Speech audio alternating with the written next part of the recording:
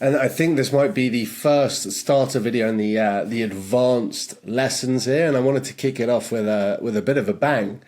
So I was thinking, what could we do in terms of reframing, like a quick reframe on how you should think about personal branding entirely or in its entirety, right?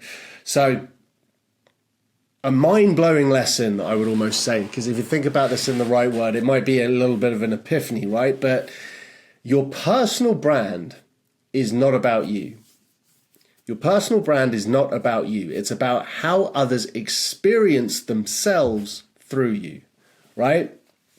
I'll say that again. Your personal brand is not about you. It's about how others experience themselves through you, right? So think about that. People care about how you make them feel. It's not just about, your brand is not just about your skills, your accolades, your content.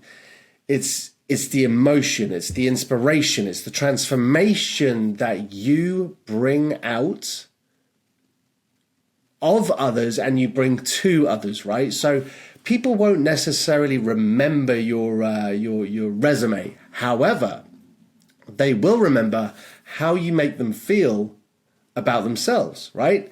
So it's the little shift I'm talking about here is it's shift from performance. Oh, look at me, look at what I'm doing, and oh, this is so cool, and blah blah blah. Shift from that mindset, if you're in it, to connection. Shift from performance to connection. So instead of, again, like kind of obsessing over looking impressive, looking cool, all about yourself, you want to focus on becoming relatable and truly resonate with your audience, right? And if this shift moves your brand from more of like, look at me, to I see you. I'll say that one more time. It moves from look at me to I see you. I see you.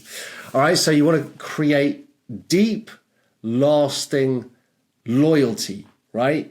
And perception is reality, but you shape it. You can shape the perception of how people perceive you.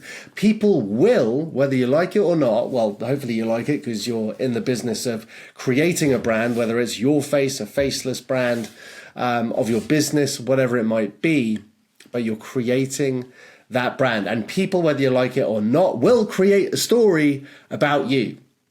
So your personal brand is the active choice to influence that narrative, right? So the magic happens when the narrative aligns with both your values and the needs of your audience. Right? It's not just all about your values. I'm always talking about who is your target audience? What is the best way to emotionally engage and truly resonate with them in an authentic way? I will keep saying that until the cows come home, if that's something that you guys understand. I don't know if that's like an English phrase. Do it until the cows come home, right? And then the reciprocity effect kicks in. One of the 25 cognitive biases, the reciprocity effect. So by pouring value into your audience and giving them true insights and encouragement and real tools of massive value to them, you don't just build your brand, you actually create advocates of your brand. It's not just building a brand, you're creating advocates. You're not just running out there and regurgitating the same old motivational crap that everyone seems to be doing these days. And you've got like the originators of some great stuff, the Oprah Winfrey's, the Gary V's. I don't know why I keep using those experience there. I should think of some other people to come to mind, but they're great examples at the same time. They're great at originally coming up with cool concepts and motivational, quotes or whatever it might be, and then everyone just copies it and regurgitates it, and it ain't great. So when you truly create advocates, you're genuinely helping them win, right? And the stronger their belief in your value becomes, the more you do it, the more consistent, the more authentic you are. So it's like you want to be the mirror and the guide, right? So when someone interacts with your content, they should see their better self reflected in it, right? So whether it's just more clarity, empowerment, aspirational, your brand wants to become the trusted guide. You are the trusted guide. Now, there are always exceptions to the rule, but generally, if you look at the biggest personal brands in the world, and I'm not saying you're trying to get to Oprah Winfrey or Gary Vee or, you know, dare I say, Kim Kardashian, and you could argue maybe she built a brand launching in the wrong way, but we don't need to get into that right now. In fact, I'll do a video where we kind of break down the different trajectories of how people built their personal brands. But you want to become the biggest personal brands really are trusted guides for their followers. They look to them for inspiration, for direction. So if that's something that really resonates with you, then you want to be able to resonate with them. You know, think about your favorite personal brands out there, the people that you respect, the people that you listen to, the people when they're talking, you switch on and you take that away. And the majority of them, looking good and looking impressive is a byproduct of them leading with value and actually wanting to put something incredible out there, right?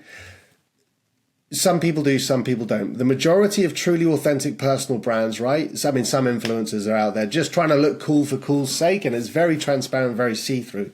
But if you're leading with genuine value and wanting to genuinely help people and make a positive impact in their life, then the what did I just call it? The byproduct of that is you look good, right? Don't have it switched around. Don't just try and look good for looking good's sake. Try and lead with value, make impact, and as a byproduct, you'll look pretty cool, right? Just let's call it what it is. So your personal brand is not about crafting a persona. It's about magnifying the best parts of yourself to help others become the best of themselves as well. It's a really cool way to think about it, right? So when you do that, your brand kind of transcends competition, it transcends niches and fleeting trends because you're leading with that true, authentic, unique value propositions, your true voice, and people resonate and they look at you and like, all right, this person is the real deal, and that's a good way to become unforgettable.